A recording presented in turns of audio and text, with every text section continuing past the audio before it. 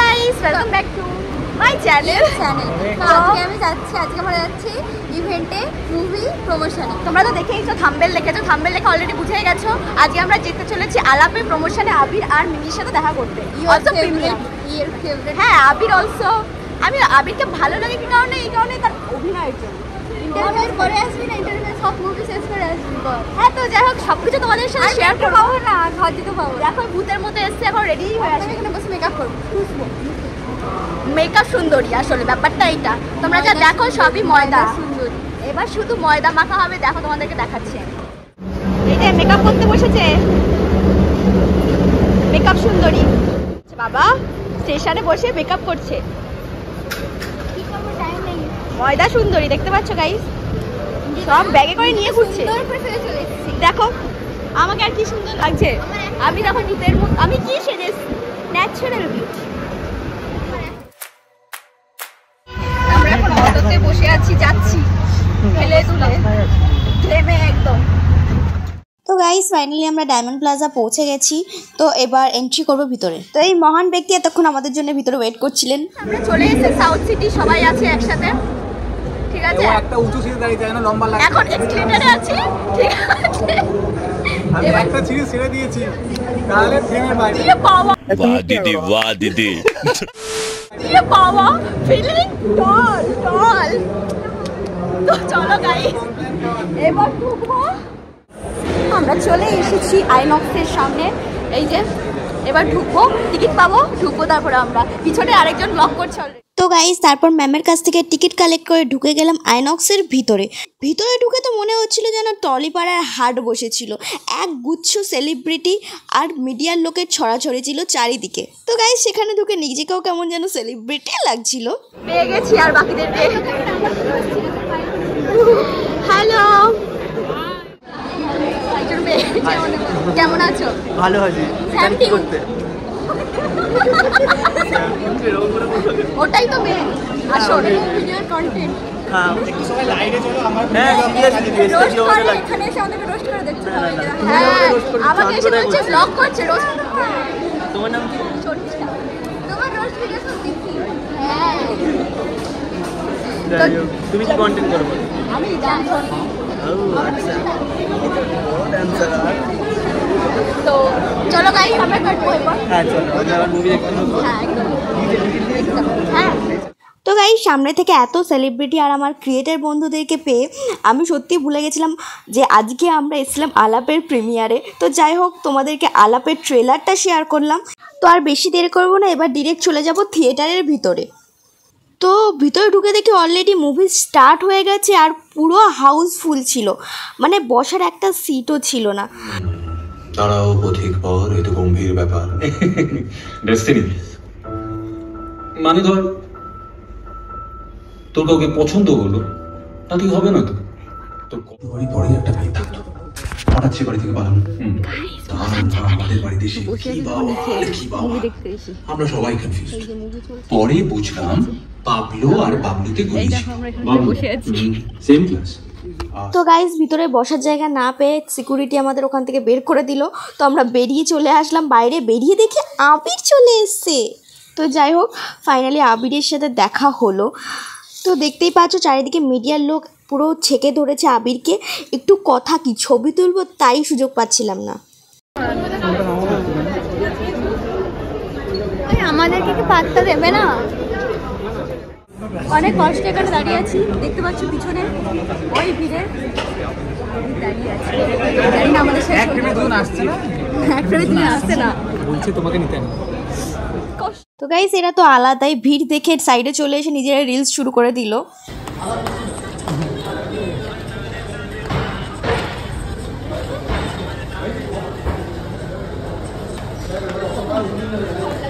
এখানে guys blog চলতে দেখতে পাচ্ছ। বাবা চুম ডুবে গেছে। তুমি পিছন পিছন আসবে না, তুমি আসবে না পিছন পিছন।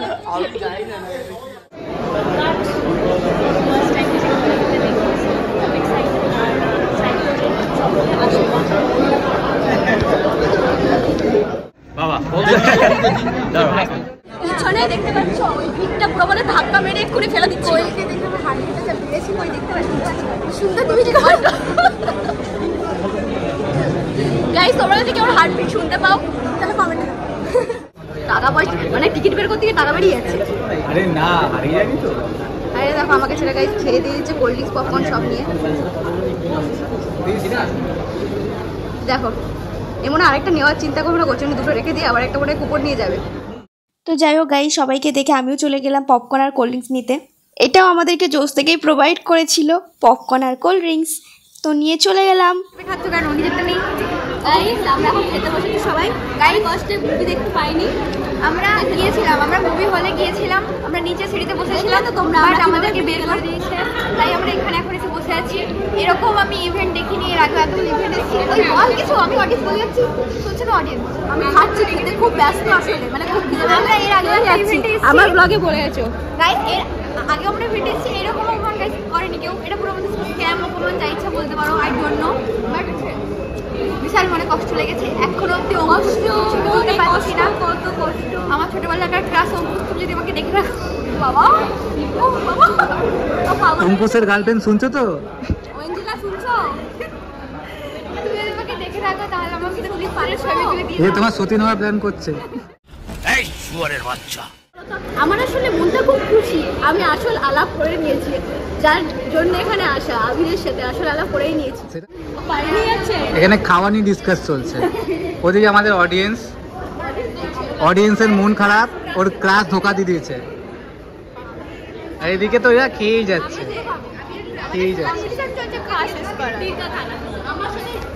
এদিকে আমি আসলে আমি আমার সাথে প্যাচ আপ করে ওর সাথে ব্রেকআপ করে নিয়েছি।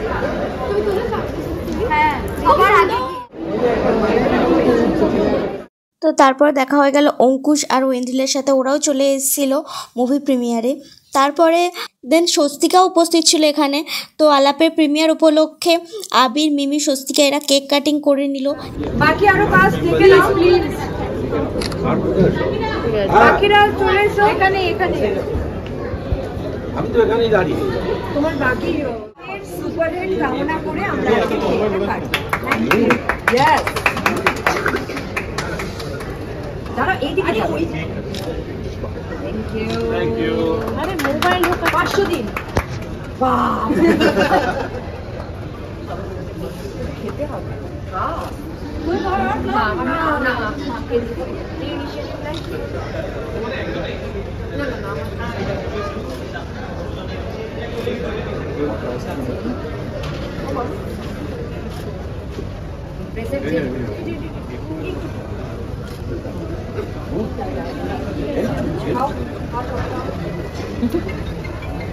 রাগ করিস না, মুখে বোমা করে এতটা খেয়ে নিবি? ব্রেস তো খাওয়াবো, বড় পিস খাওয়াবো না, বড় পিস।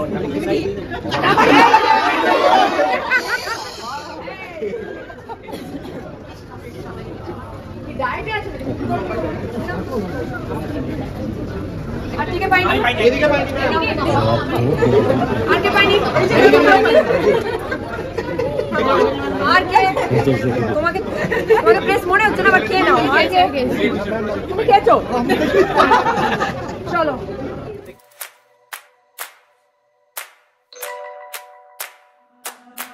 अगलावा मजबूरी नू आन जान ফাইনালি